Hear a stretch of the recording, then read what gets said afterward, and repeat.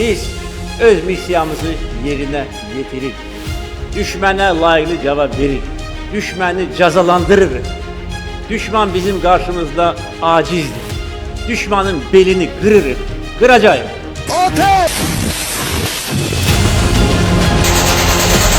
Zengilan bizimdir, Qarabağ bizimdir. 27 il erməni işğalından sonra artıq Zəngilan vətənə qaytardı.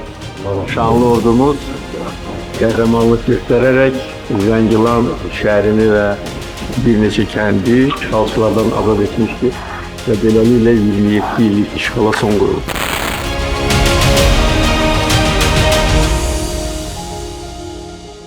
Xalqımız bu işğal dövründə əyilmədi, vəziyyətlə barışmadı, öz doğma torpaqlarını unutmadı. Hətta bu torpaqları görməyən gənclər bu torpaqların azad edilməsi eşqi ilə yaşamışlar və ölümə gedən də məhz onlar oldu.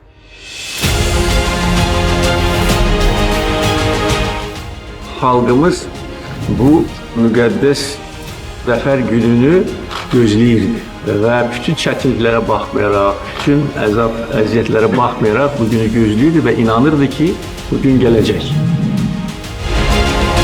Zəngilan ölkə üzrə çox böyle müasir və böyük əhəmiyyətə malik olan bölgəyə çevriləcəkdir.